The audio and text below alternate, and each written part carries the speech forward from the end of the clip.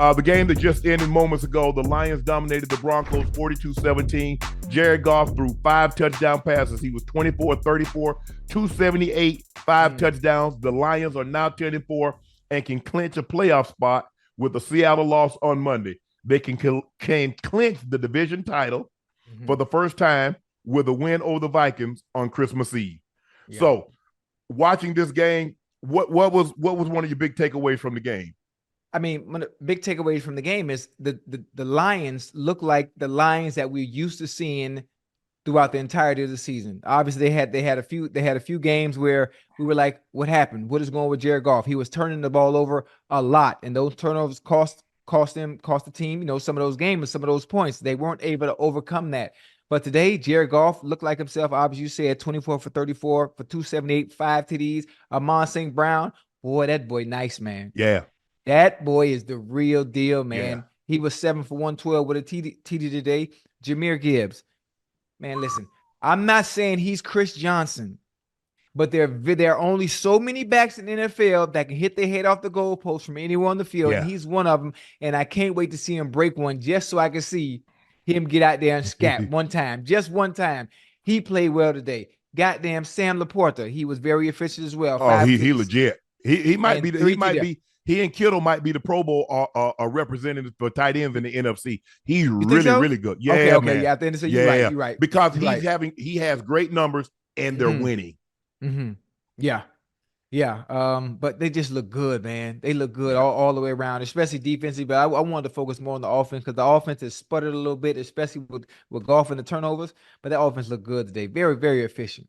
They look very, very good. Everybody got involved. You mentioned Laporta, the tight end. You mentioned Amon St. Brown, wide receiver. Jameson Williams had a big game. Josh Reynolds making plays. You mentioned David Montgomery. He starts the game, but Jahmyr Gibbs comes in, spells him, and he's one of the few backs, and I get what you're saying, Ocho. He looks like he's running fast. A lot of guys don't look like they're moving. No, he looks like he's fast. He looked like he's trying to get someplace in a hurry.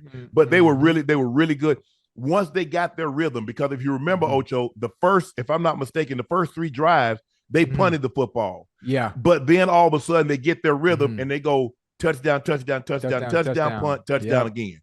And so it just shows you the explosiveness that they have. I thought the Broncos were moving the ball fairly well, and then one turnover changed the whole complexion of a ball game. Yeah. The whole Russell complexion. Lost, trying to throw the screen, right? It was a screen, right?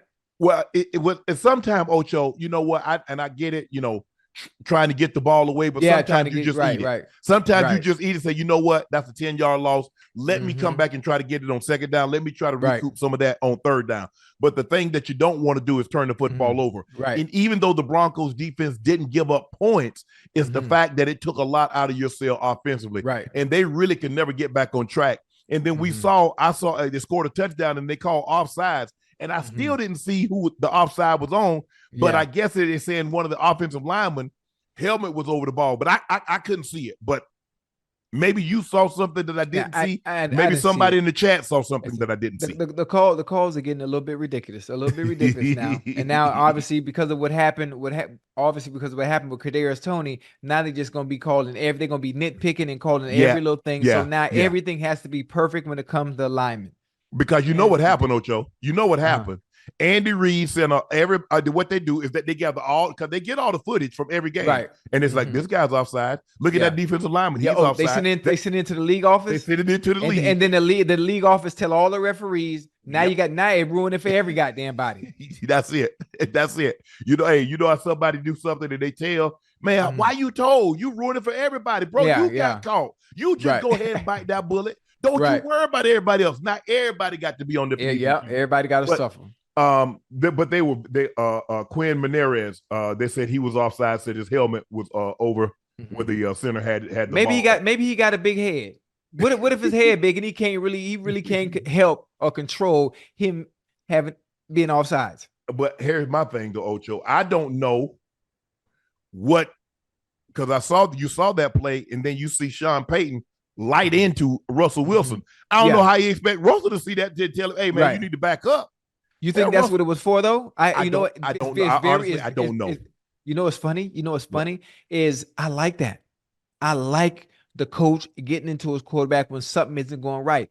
I think it's a cardinal sin or rule number one. You never chastise your quarterback. You never chastise your quarterback in front of everybody. You always do it behind closed doors. Or you whisper it, or you and you definitely don't do it on national television. And you definitely don't do it on national television. But the fact, I think that the relationship, in order for them, even though they lost today, for that relationship and that maturation process that Sean Payton and Russell Wilson have, I think for it to get where they wanted to go, things like that, you need to be able to take that, because he expects greatness out of you. In order for the Broncos and that team to get where they need to get to, whatever mistakes or whatever he was chastising Russell Wilson for, you can't make those mistakes. You can't, whatever it might be. But I don't know if he made a mistake, because if you remember, Ocho, it was the touchdown, and they called it offsides. Right. So I'm just trying to figure out how Russ was at fault. Russ was great on that drive. It must have been something we didn't see. It had to be something we didn't see. Because he hit the running back on a Texas route. He almost got in. They did the pitch to Javonte Williams. He almost got in. And then they ended up running the little belly play to the fullback.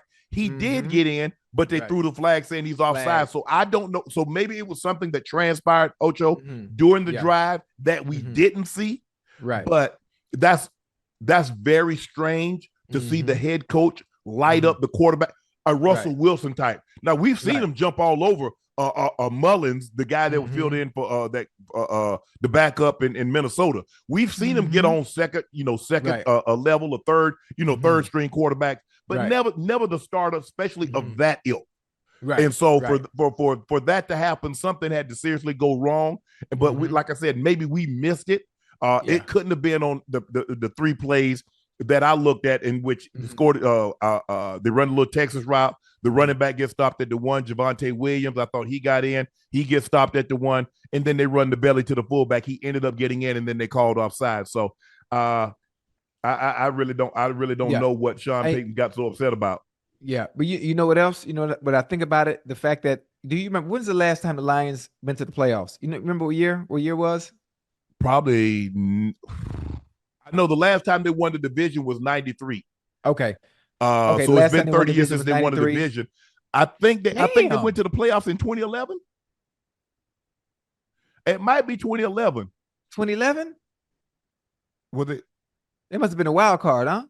Yeah, they were. Yeah, they ain't won the division now. Yeah. Well, listen, they gonna. Oh, I was correct. I mean, I just say, Ash, I'm sorry. They did.